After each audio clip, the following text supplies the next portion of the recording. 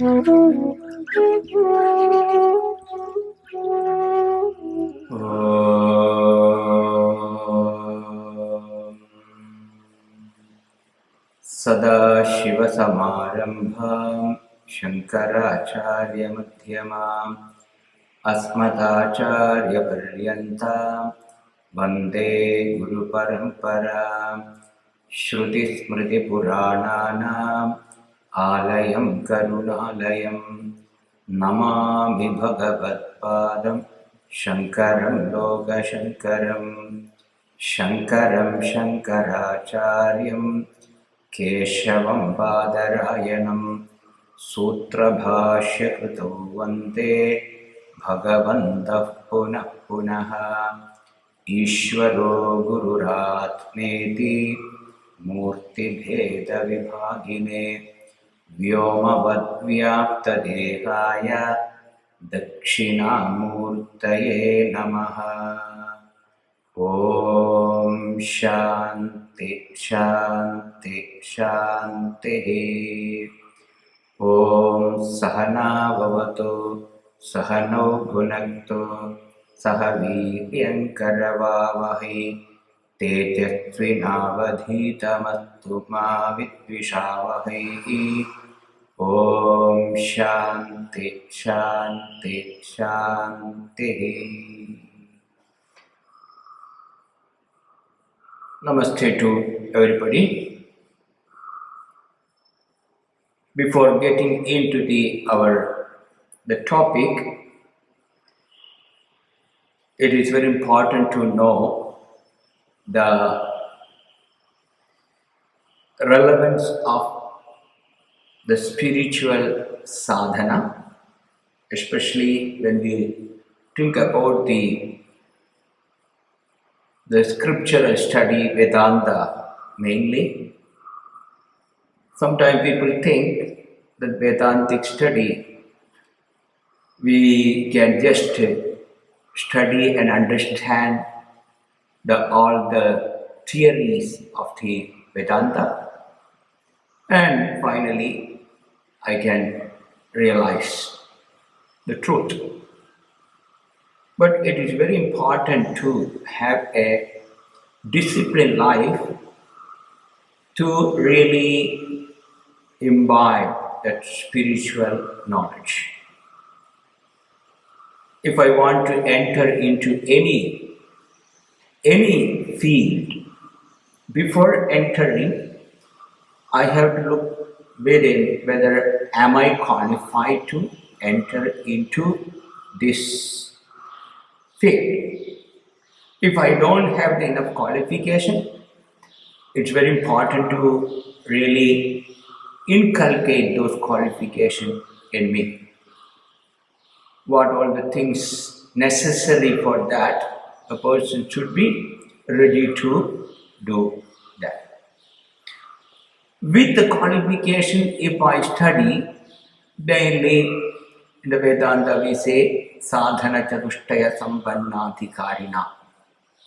Sadhana chatushtaya, viveka, vairagya, shat sampatti and mumukshutva. These are the fourfold qualification of a spiritual aspirant. Without this qualification, without this fourfold qualification, if I enter into the Vedantic study, I may be able to intellectually appreciate, but still I will continue to be a same person who is always looking for something from outside. Therefore, in a Vedanta, once you have, that's why religious life is very important. Religious life means nothing but you are disciplining yourself, getting up early morning, doing some japa, some sort of sadhana which you got it from your master, your teacher. Regular systematic sadhana is very important in spiritual life. With that regular and systematic spiritual practice, if I really look into the Vedantic text, mainly the Upanishad, Bhagavad Gita, and related Prakarana Granthas and Brahma Sutra, they will have some connection into my life.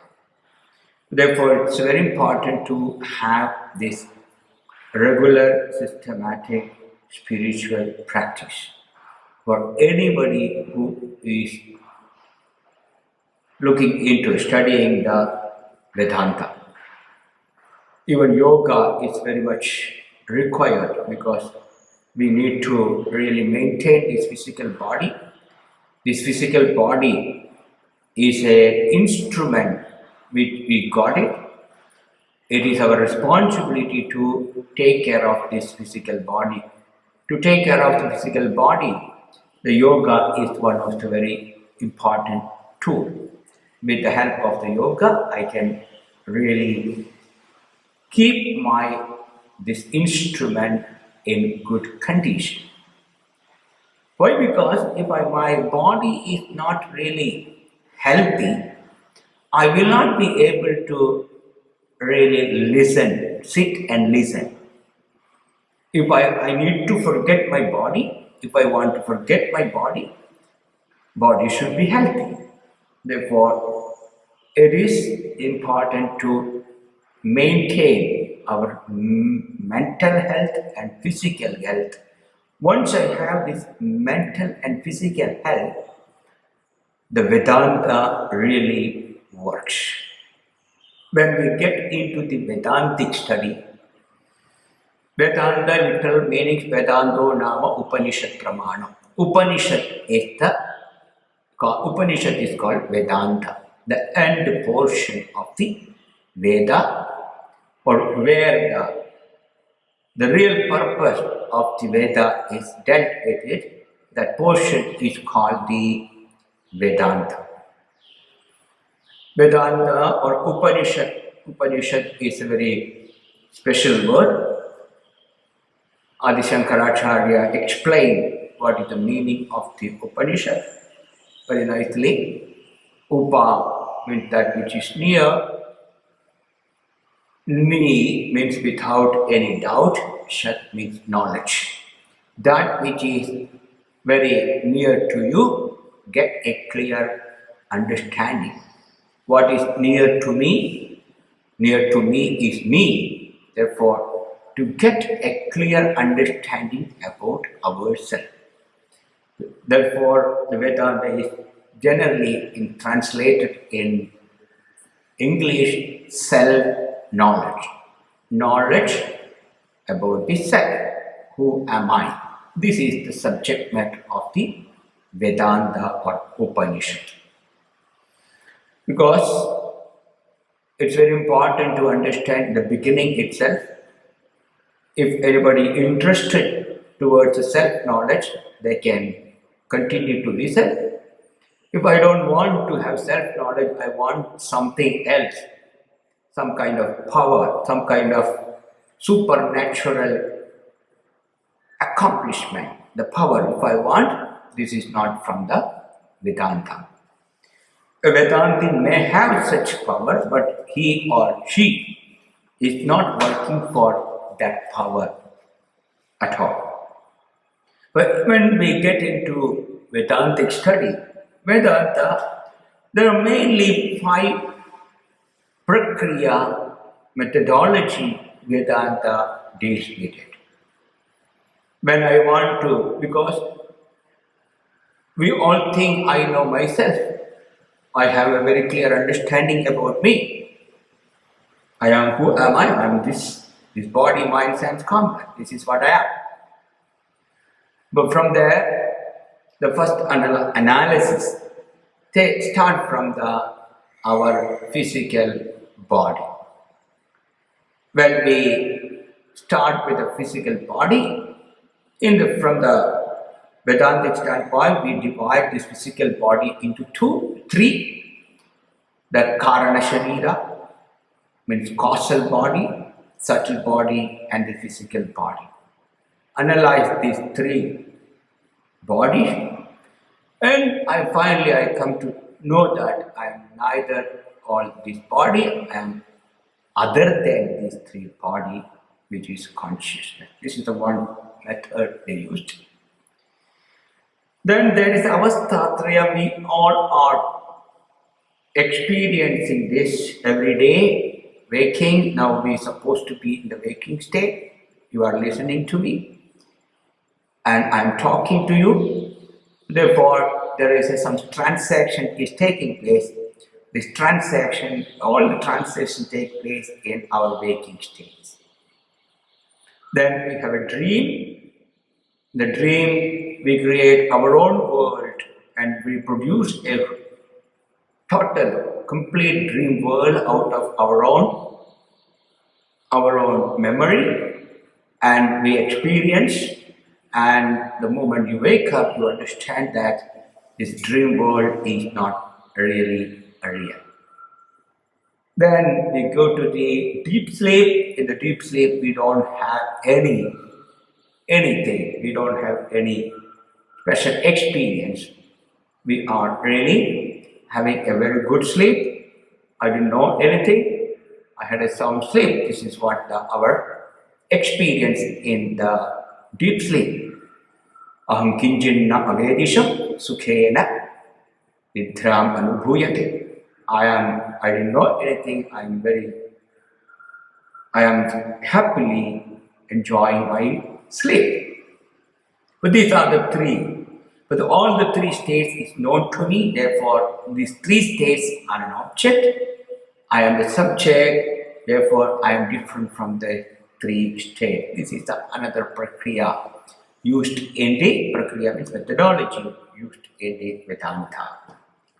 Then same thing, the Pancha Kosha, the five sheets also, and Drik Drishya Viveka, the seer see, the analysis. That there is a profound, our topic is today and tomorrow.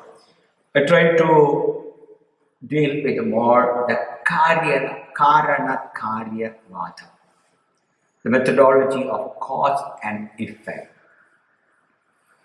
This also from the Upanishad. All this methodology which is used in the Vedantic tradition, they all have the base in the Upanishad. When we look into the Karana Karya Vada, the cause and effect, because when I see at this moment, this world is always an amazing, because there are a lot of things are going, not just this earth.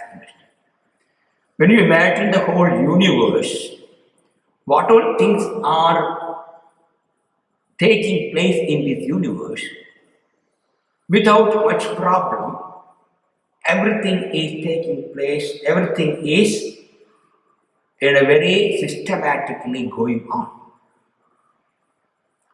This systematically going the universe, how it is happening? Is there a controller? Where from this universe came? What was the cause for this universe? When I see in the universe itself, there is something is coming, something is going, something is born, something is die. Behind this coming and going, there is some principle which is controlling all the phenomena which is taking place in this universe. There should be a karanam, there should be a cause for this. Without cause, there is no effect. Even in our own life, when you look, sometimes we say, oh, I don't know. There is an accident. Samidayananda used to, Samidayananda Saraswati, my teacher used to tell, an accident is an incident which cause is not known to us. Definitely there is a cause. The very the, the very important rule in the universe, every effect should have a cause.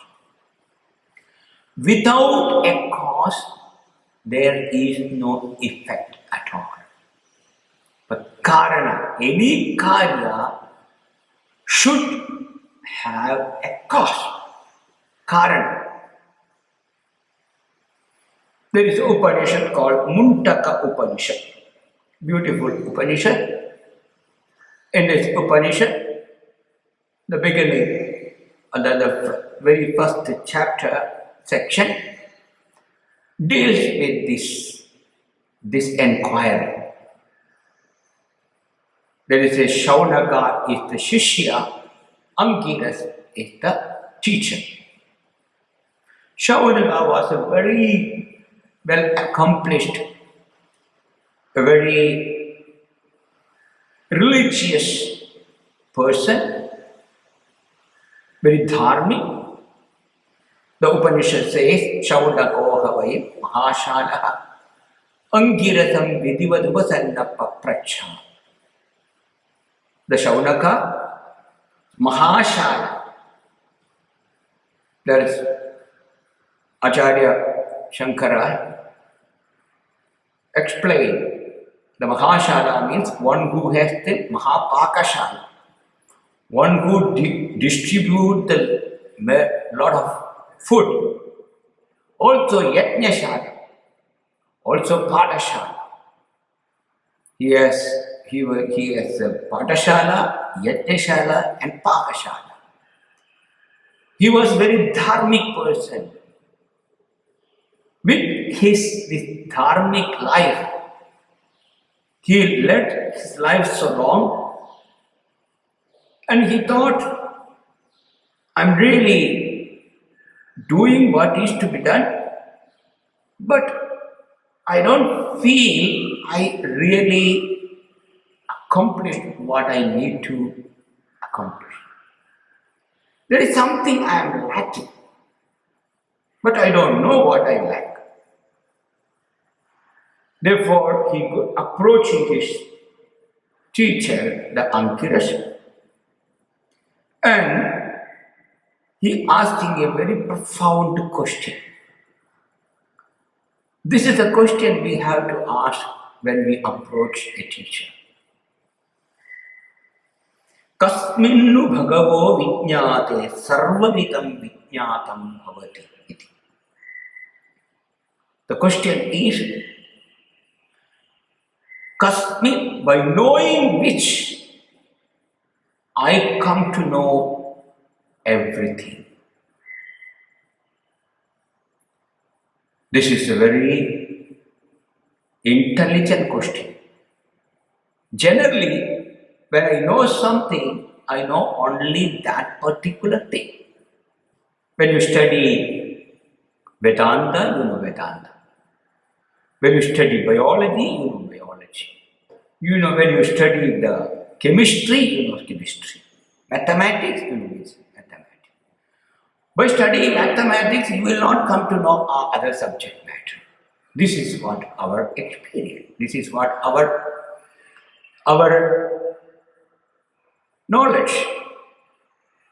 This is what we are doing. If I want to study something, I study that and I try to put myself into that and I get that knowledge. But here, the Angiras is asked, Shaunaka is asking, Kasminnu bhagavo vijñāna. By knowing which, I want to learn what I want to learn, the Brahma Vidya. By knowing which, I come to know everything. This is what actually Shaunaka is asking. When we say Brahma Vidya, at this particular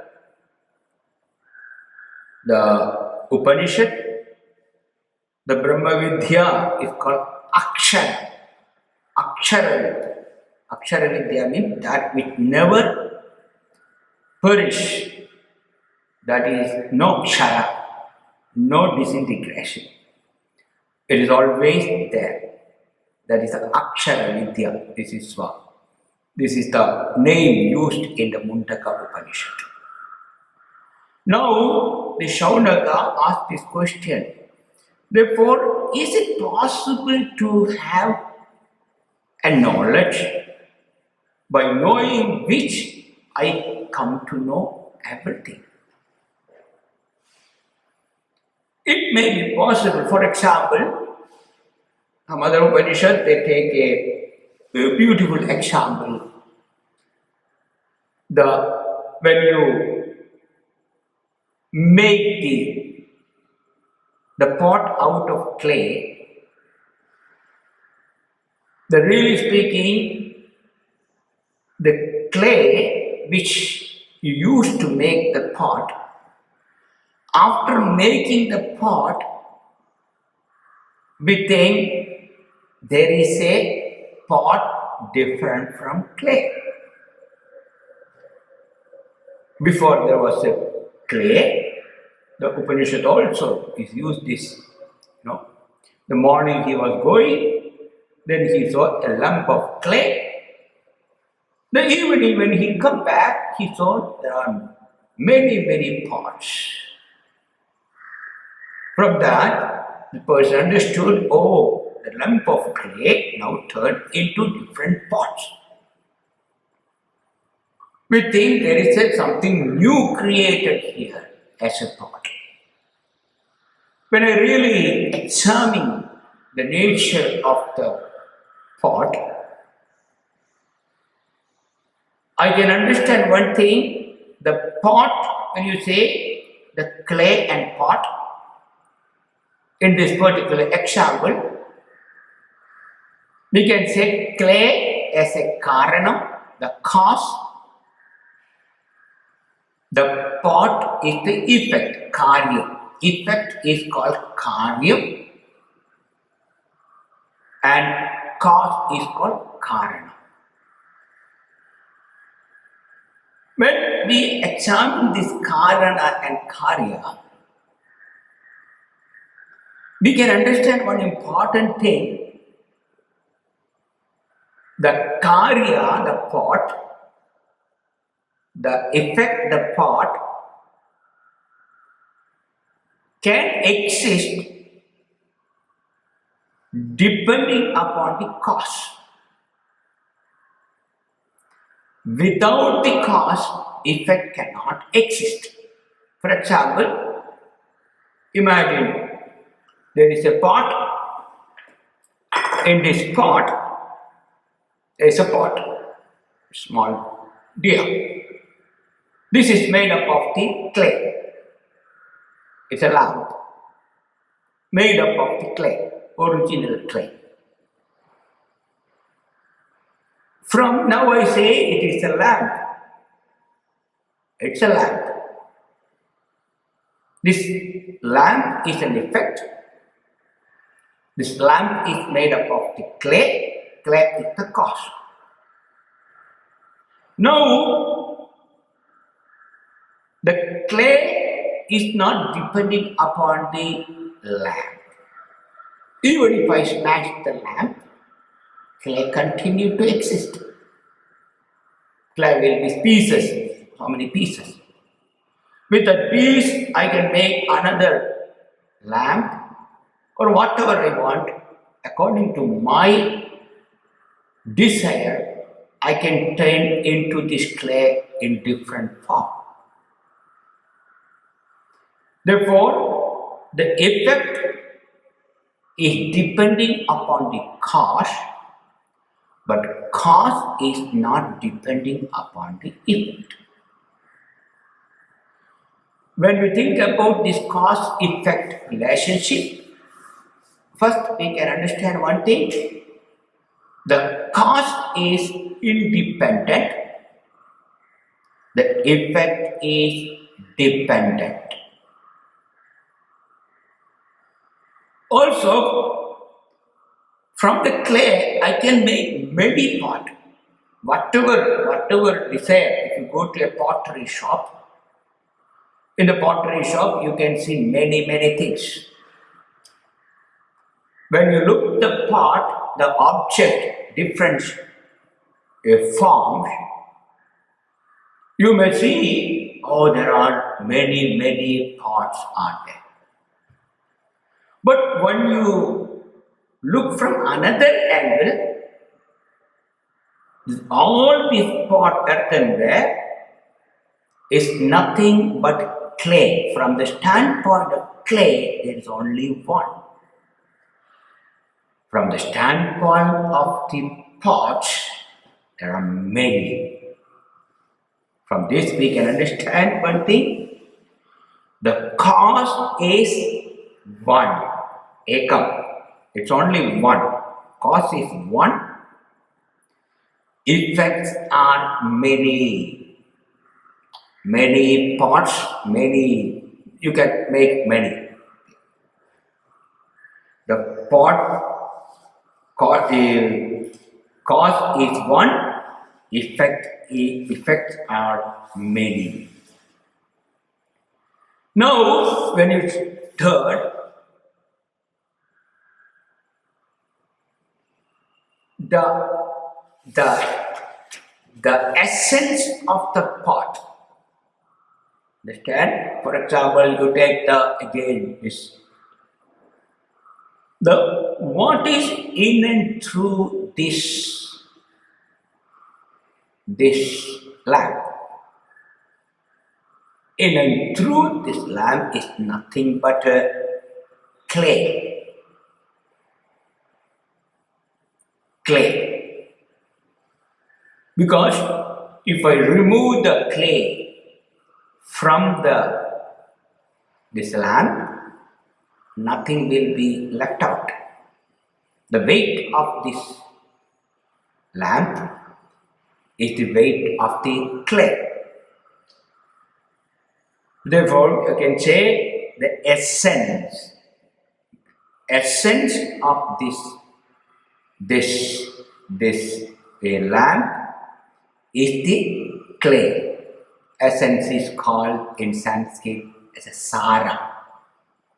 The essence of this clay is the essence of this lamp is the clay. Without clay, this pot cannot exist. Then what is the pot if I examine the lamp? If I examine, lamp is just a name and form. There is nothing other than. The name and form cannot exist itself. It has to depend upon something which support the name and form. Therefore, we can say that the first thing is the cause is one, effects are many. Cause is the essence. The effect are there is no effect really speaking, as though it is exist. It is not really existing. Also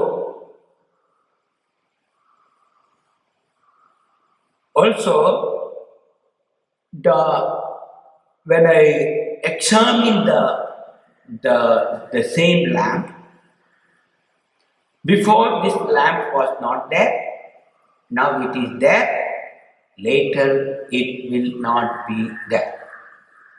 Because there is a very important law. We all are experiencing this law, but it's anything which is born, it will die. Jatasya hi dhruvo mrityuh dhruvam janma mritasya cha. Anything is born, definitely it is going to die. Also, anything is die, it will born again. But birth and death, the birth and death is there when I look from the pot.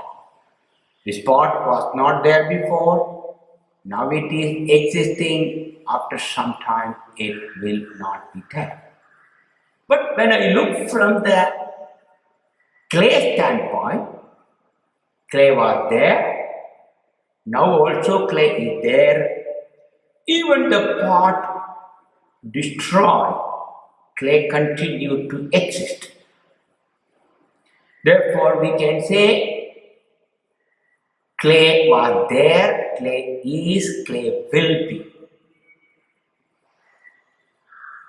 In Vedanta, we say that which exists all three periods of time is called Nitya.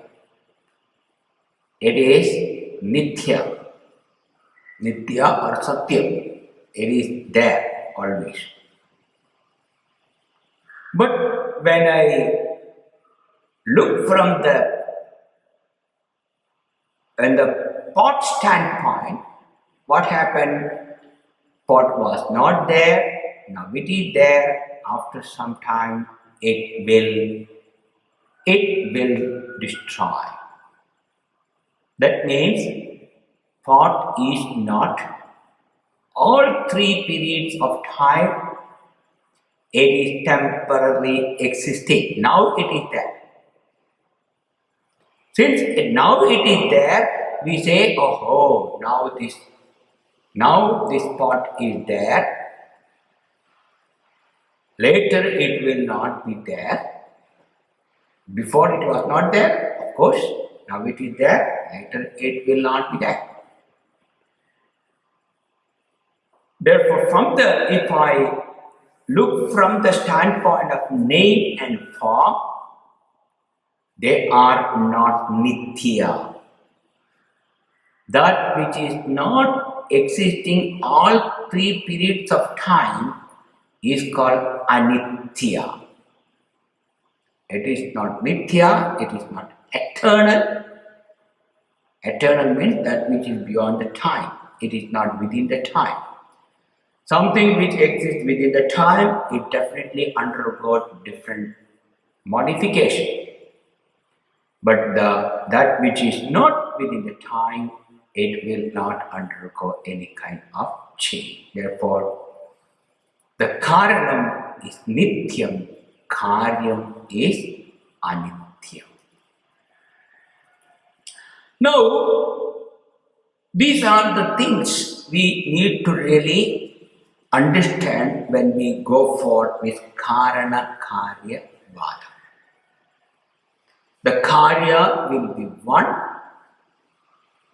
Karana will be many. The Karanam is the one, Karyam is many. The cause is one, effect are many.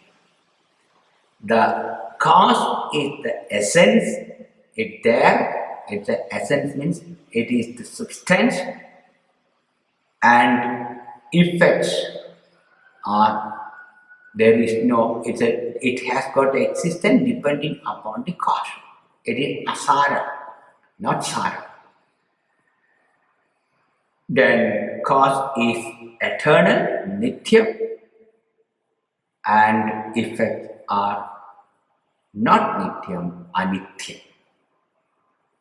Once a person really able to appreciate this, why should I have this knowledge? We can have a doubt. What is the benefit if I gain this knowledge? Not just intellectually understand. How can I use this knowledge in my day-to-day life? That's very important. If I am not able to use in my daily life, why should I have this knowledge? It's very important to understand this. Once I appreciate the cause is the reality. Also, if I really look into what is the cause for this universe, there should be a cause.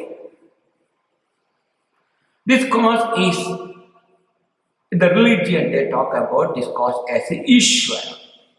In Vedanta we talk as a Atma or Brahman. Different way. Different name they have given, but all the names point out the same thing. Ekam sat vipra bhuta vadanti. The thing is same. When I say clay or some other language, if I use some other things, some other word, clay in different language, when you say in Malayalam we say it's a kalimannu. Kalimannu is clay. Mannu means clay. Clay and mannu is a different word but same substance. The same manner, sometimes the Upanishad use the primordial cause, the cause as a Atma, Brahman, and some other words, Sat, Sat Vidya, in the Chandogya Upanishad, very nicely described in the 6th chapter. The Shvetaketu and Uddalaka, a beautiful analysis. Same thing, there also our inquiry is the cause and effect. I will take this later. Therefore, there is Sat Vidya. The same Upanishad in the letter they call Bhuma Vidya, the same. Bhuma, Bhumanam. Different name they used, but thing is one. The essence, what the names are many, but thing, what they point out is the same thing. But the entire universe, imagine the whole universe, before the creation. Before the creation means there is no time, there is no space. Therefore, we cannot ask the question, before the creation, where was Brahman? Where? The moment you use the word where, it denotes space. The space is not relevant at the time. Therefore, that question where, when, these questions are irrelevant before the creation. Anyway, that primordial cause is called the Brahman. If you don't like the word Brahman, whatever you say, there is a first cause.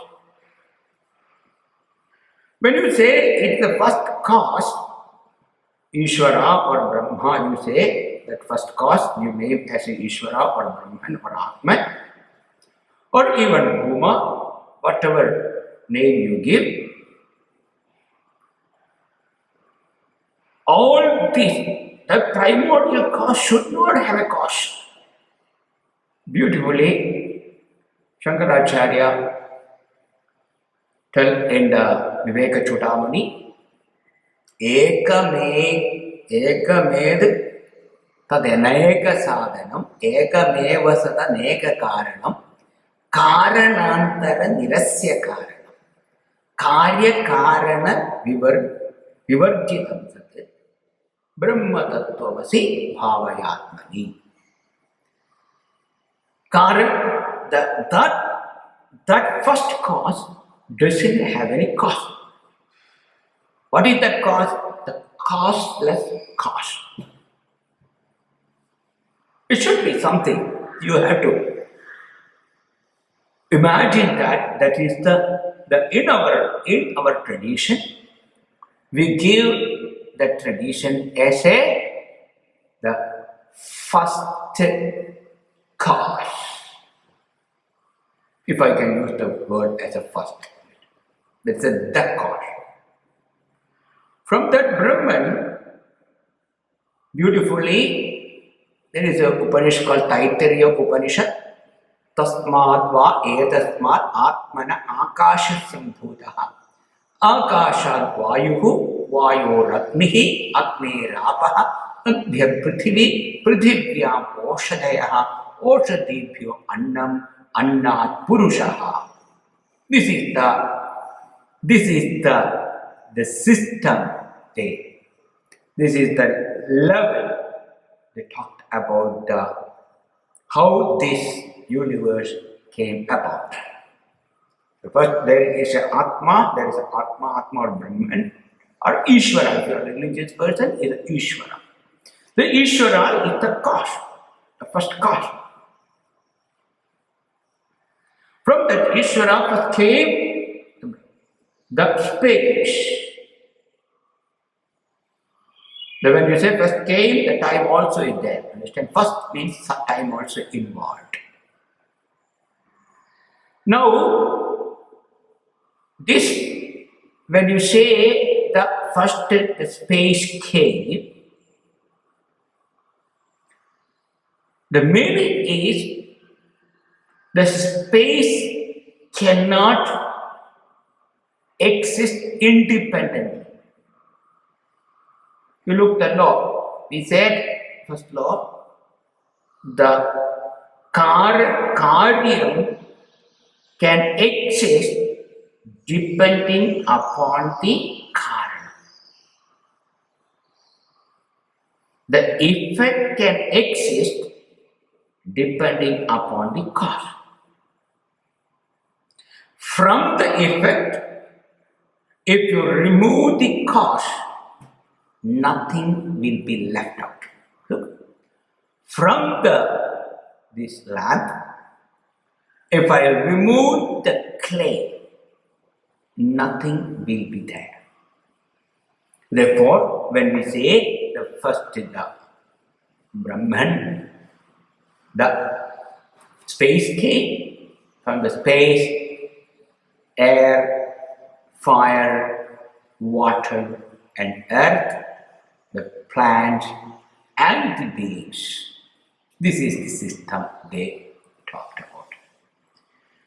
Therefore, we can say, when you say this universe, generally in theology, they say God created this universe.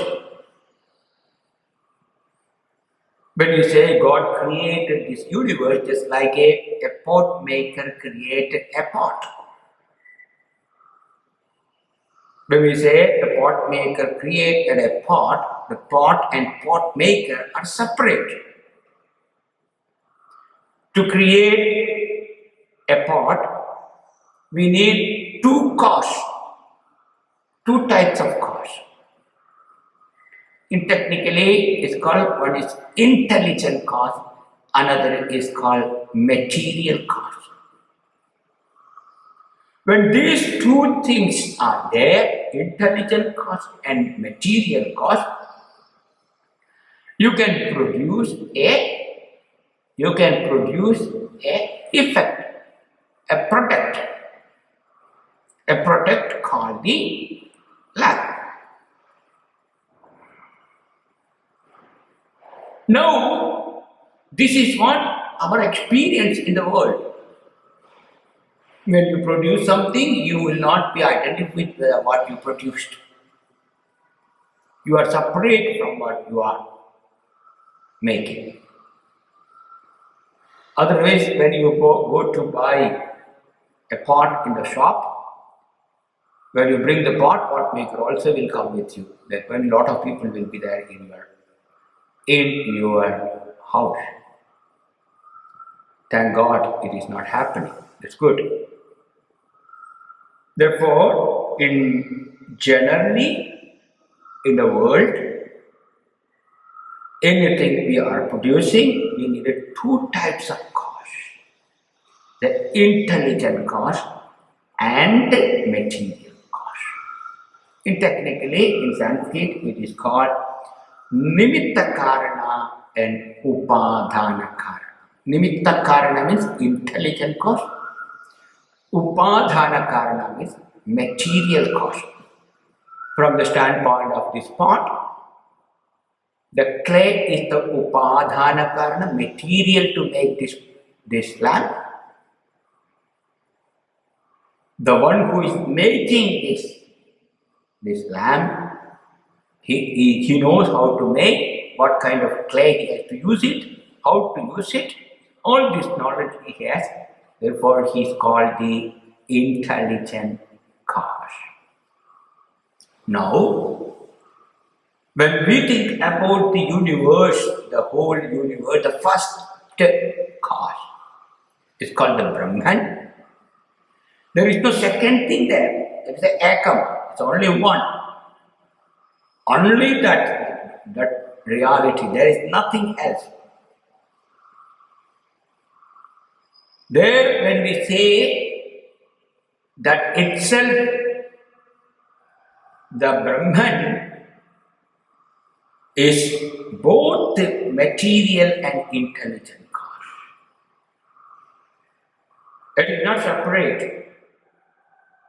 Material cause also is Brahman, intelligent cause also is Brahman. These are not two separate things. When we say we can get out, how can it be? It is not possible. Both material and intelligent cause one and the same, because we never experienced this. The Upanishad comes for our help. Say, Mundaka Upanishad says, Yatorna nadhishricate grinhate cha. Just like a spider. How a spider making a web? Spider is not searching the material. Where from I get the material to make this web? Spider is not searching. Spider make the web, also spider can withdraw the web into it. In this particular example, the spider which is talking in the Upanishad, what kind of spider is, sometimes you can see from the ceiling a small spider is coming down. It's coming down. When you touch, it goes up. This spider is the example in the Upanishad. Both it can make the material is out of spider. Also, spider has the skill how spider can make this web. Here we can see the spider is both material cause and the intelligent cause. Here, if a small spider can become both material and intelligent cause simultaneously, what talk about this, our Ishvara, who is the all-powerful. All the namas and rupas, all names and forms, it comes out of that Brahman. When we say the Brahman is the cause for this entire universe, Brahman is the cause, universe is the effect, Brahman is the Karana, the Jagat is the Karyam. We said the Karyam, the effect, cannot exist without depending upon the cause. That means, we also said, once I remove the effect, the cause from the effect, nothing will be left out. Nothing will be left out. Therefore, in our Vedanta, Instead of using the word that Brahman created the world, we use the word as Brahman manifest in the form of universe. Brahman itself is the universe. Because Brahman was the cause, from the cause, he is the both material and the intelligent cause. It's all very big discussion in the Brahma Sutra, Ikshadatikarana. So kamayata bhusyam prachayayeta satapotapyata satapattaptva itagam sarvamasajata. Beautiful analysis is there. That Brahman, so akamayata, he desired. Bhusyam prachayayeta, may I become many. That means the Brahman manifest, not created. Brahman is not like sometimes some theologies say God created the world and he went to heaven and he's enjoying his time because he doesn't want to deal with all the problem in the universe. Therefore, he went to a nice tourist place called heaven and he is enjoying. This is not the hour. From the Sanatana Dharma, we cannot separate the God. That's why, it's a very famous story. Everybody must have heard about this story. When Swami Vivekananda, he was very searching for the truth. He wanted to know where is God. He was searching a person who has seen the God, who has really experienced the God. Then from his professor he understood there is a person called Ramakrishna Paramahamsa living in Dakshineshwara. You go and ask this person. Vivekananda went to Ramakrishna Dev and asked the question, have you seen God? For Ramakrishna Dev, there was no doubt, there was no iota of doubt when he heard this question.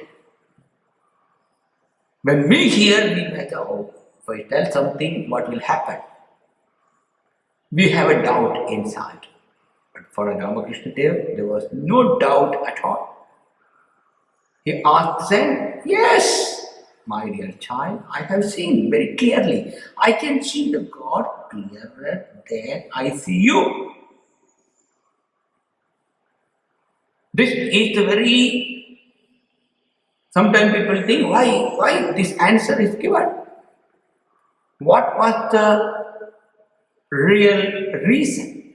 Because he knows that effect is nothing but cause. Since the effect is the Brahman, the cause also is nothing but Brahman. The cause, since the effect is the clay, cause also clay. Cause is the clay, effect also clay. But when you say effect, what is the difference between the cause and effect? Before the cause, there was no name and form. When the causal form, there is no name and form. When you make an order, when you bring a form, there is a cause plus name and form is called the effect. Therefore, if somebody asks the question, what is the universe? The Brahman is the cause, universe is the effect. What is the cause? If somebody asks, the cause is nothing but, effect is nothing but, not cause, sorry. Effect is nothing but cause plus name and form. Cause plus name and form is called the effect. Once I really appreciate this is the universe, at presently my problem in in the life, what I face, my problem, the problems which I am facing in my life, I am more attached towards the name and form, the people and situation in my life. My near and dear people. My near and dear people should be always with me. I cannot imagine a world when they are not there. As long as they are there, I am happy. I think. I may feel I don't need anything. I'm already happy. I'm already enjoying my life. What else I need? Why? Because when you say that, I'm really enjoying my life, I don't need anything in my life, you have to look into why I am enjoying. What is the reason? My happiness is depending upon certain things around me or certain situation, because those situations and things are not going to be here forever, whether you like it or not. They will go, they will change. The nature of an object is constantly changing.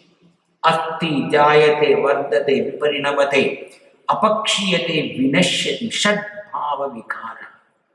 It is born, it's undergoing certain change, it decaying, and finally it disintegrates. It goes away. We may not be able to notice very immediately. When you meet your friend after 10 or 20 years, you may recognize him or her. Sometimes you may not be recognized because they have completely undergone a change. Their shape, their hair. Earlier my whole beard was very black. Now look, all the beard, most of them are white now, is undergoing. This change is inevitable. If I am not able to accept this change, then problems start. Now you understood why we have to study this cause and effect theory, methodology. Once you really appreciate it, if you can really accept the world as it is with what? World's nature is continuously changing. I cannot help. But this change in nature is the world. If I am not able to accept it, it creates a problem in me. Even my own body. You born as a very small child, you born, you study. Now you have married, you have children. Children has the children. Therefore, it is, if I am not able to really accept those circumstances without any kind of problem, then that is the problem in the life. If I accept it, no problem. If I am not able to accept it, then the problem starts. Even whether you accept it or not, you cannot change the world. The nature of the world is like that. Prakrite Ranyate Bhavaha. That you cannot change anything. The Mandukya Karika, Gaudapada very clearly said, the thing, nature, you cannot change it. World is world. What is the world? It is undergoing. Jayate Gechati. Jayati Gechati. It is born, it's gone. How long we are going to be here with this body? We are also temporarily existing here. Don't think you have to be here forever. Maximum 100 years, that also is, we don't know whether we are going to be here for 100 years. That means, once I appreciate, if my mind is completely engrossed in this name and form, means world. Name and form means world. If I depend upon the world for my happiness, your happiness is always fluctuating. Today you up, tomorrow you will be down. It's up and down, inevitable. Nobody can solve this problem. The world, this is the 99% of the people who are living in the world. They all depending upon the world. All names and forms are very important. They are not able to accept the change. That's why when your hairs are getting gray, you paint it to hide. But even if you hide, whatever, how long you can hide it? You cannot hide it very long. This world depends. Once you look at the world, the name and form, you are more depending upon the names and form, our life will become more problematic. Once I shift from that, from the world dependence to God dependent, and everything I started to see how everything is manifestation of the God. Means instead of seeing the lamp, I try to see the clay. Instead of seeing all the names and form, I try to read the cause, which is called Ishvara. Once I appreciate the presence of the Ishvara, means cause, this whatever I see is that nothing but the one cause. The cause may be undergoing a change, but cause never, you cannot destroy the cause. Cause it may undergo some other form and going again come back. This may be the material, maybe doing. But once your attention is from the name and form, when you change into the God, then you become a religious person. Understand? Religion, you see everything as God. Ishavastim Sarva. Everything I see is God only. If you have a particular liking, for example, for us, no problem at all. We have many forms of God. Many, whichever form you like, you can take up that one form and you can worship that form. And even though in the beginning, if you like Krishna, you see Krishna in the only in the Murti, only in that idol. Slowly, your Krishna should be everywhere. Everything what you are seeing is the Krishna. If you like the other Shiva or Devi, you see everything in it. Then finally, this is the from the religion you have to come to the next level. Instead of seeing the cause as Ishvara and the name and form, from the name and form Ishvara, then slowly shift into the self, I. The I means don't take as this body, mind, sense complex. I means the real original self. This is what the Upanishad wants to drive. The self knowledge, whatever knowledge I have at this point of time about myself, that knowledge, that understanding is creating a problem in my life. If I want to solve the problem, I need to have the right understanding about myself. This is exactly what the Upanishad wants to explain. That's why Upanishad always is a dialogue. Dialogue between the teacher and the student. The teacher has got a clear vision. The student wants to get that vision. That's why in the Upanishad, Shishya approached the teacher. The disciple approached the teacher.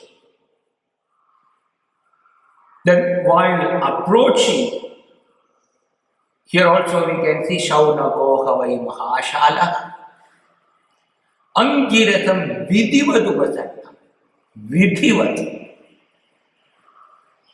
There is a vidhi how to approach your teacher with a humility. In Bhagavad Gita, Tadvidhi Pranipadena Pariprashnena Sevaya Upatekshanti Te Jnanam Jnanina Tattvadarshina. Clearly in the 4th chapter, towards the end, say Tadvidhi, may you know that truth, may you know that cause. Because that cause only everywhere. Without that cause, nothing can exist.